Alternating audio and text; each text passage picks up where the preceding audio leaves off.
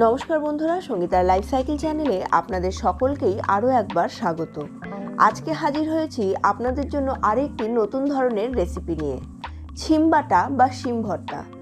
গ্রাম বাংলায় ভীষণ প্রচলিত এই খাবারটি বানাতে সময় লাগে খুবই কম, আর এতটাই টেস্টি হয় যে গরম ভাতের সঙ্গে শিম বাটা থাকলে আপনার আর অন্য কোনো কিছুরই প্রয়োজন পড়বে না।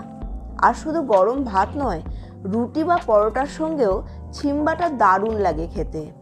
তো চলুন আজকে দেখে নিই শিম বাটার রেসিপিটি। শিম বাটা বানানোর জন্য উপকরণও লাগে খুবই কম।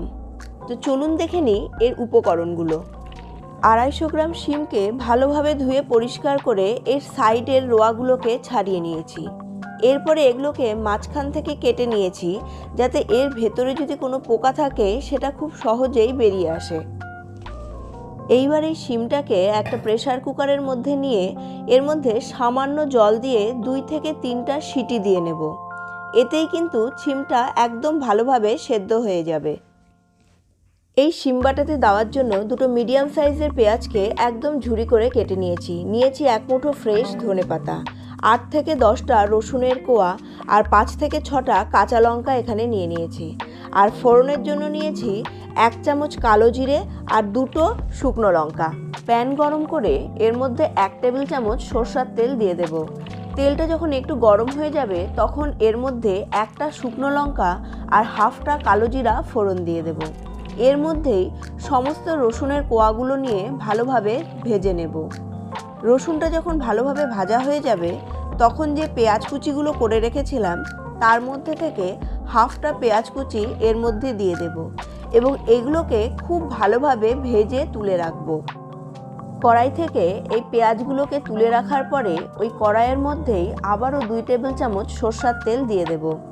তেলটা যখন খুব ভালোভাবে গরম হয়ে যাবে তখন এর মধ্যে বাকি যে পেঁয়াজের কুচিগুলো ছিল সেগুলোকে এখানে দিয়ে দেব এবং খুব ভালোভাবে ভেজে নেব। পেঁয়াজগুলোকে একদম বেরেস্তা বানিয়ে তুলে রেখে দেব।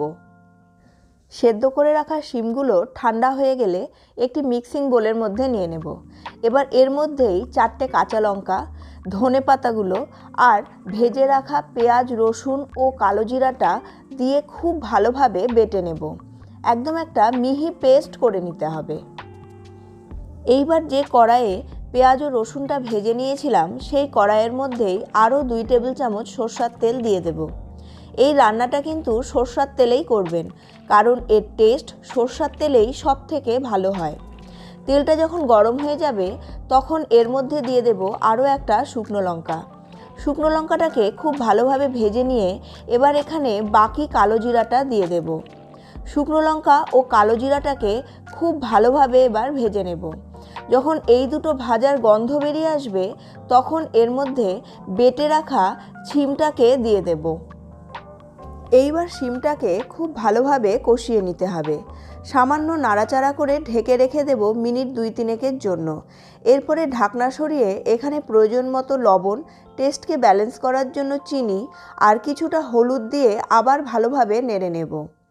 এখানে কষানোর সময় গ্যাসের ফ্লেমটা লো টু মিডিয়াম রাখবেন এবং কন্টিনিউয়াসলি নাড়তে থাকবেন, না হলে কিন্তু এর তলাটা লেগে যেতে পারে। আর যে কোনো সবুজ জিনিসে সামান্য হলুদ দিলে সবুজের রঙটা অনেক বেশি প্রমিনেন্ট হয়ে যায়, দেখতে তখন খুবই ভালো লাগে জিনিসটাকে। এরপরে আবার ঢেকে কষিয়ে নেব মিনিট 5 জন্য। ভালোভাবে কষিয়ে নিয়ে জলটা যখন একদম কমে যাবে তখন এর মধ্যে ভেজে রাখা বেরেস্তাটা মিশিয়ে দেব এবং তারপরে আবার এটাকে কষাতে হবে। গ্যাসের ফ্লেমটা এই সময় একদম লোতে করে রাখবেন, কারণ এখানে জল অনেকটাই কমে গেছে আর এই সময় কিন্তু এটা কড়াইয়ের গায়ে লেগে যায়। গ্যাসের ফ্লেম যদি এই সময় বাড়ানো থাকে তাহলে এই মিশ্রণটা কড়াইয়ের গায়ে লেগে যাবে, তখন মনে হবে এটা কষানো হয়ে গেছে। কিন্তু ঠান্ডা হলেই দেখবেন এর ভেতর থেকে জল বেরিয়ে এসেছে, তখন আর এর টেস্ট কিন্তু একদমই ভালো লাগবে না। এই কারণে গ্যাসের ফ্লেমটাকে একদম কম করে অনেকক্ষণ ধরে এটাকে কষিয়ে নিতে হবে। যখন এর ভেতর থেকে তেল বেরিয়ে আসবে তার মানে কষানো হয়ে গেছে। এইবার এটাকে কড়াই থেকে তুলে নিন। দেখুন বন্ধুরা, এটা কত সুন্দর হয়েছে দেখতে। এইবার সাজিয়ে দিন ভেজে রাখা শুকনো লঙ্কা, কিছু ধনেপাতা আর কাঁচা সর্ষের তেল দিয়ে। বন্ধুরা, আজকের এই শিম বাটা বা শিম ভর্তার রেসিপিটি যদি আপনাদের ভালো লেগে থাকে তাহলে অবশ্যই লাইক ও শেয়ার করে দেবেন। আর আপনাদের মতামত কমেন্ট বক্সে এসে আমাকে অবশ্যই জানাবেন। আর আমার চ্যানেলটিকে এখনও যদি আপনারা সাবস্ক্রাইব করে না থাকেন তাহলে অবশ্যই সাবস্ক্রাইব করে নিন আর পাশে থাকা বেল বাটনের অলে ক্লিক করে দিন। তাহলে আমার সমস্ত নতুন রান্নার নোটিফিকেশন আপনাদের কাছে পৌঁছে যাবে সবার আগে। আর আপনাদের সঙ্গে দেখা হচ্ছে পরবর্তী আরেকটি নতুন ধরনের রান্না নিয়ে। ততক্ষণ সুস্থ থাকুন, ভালো থাকুন এবং রেসিপিগুলোকে অবশ্যই বাড়িতে ট্রাই করুন।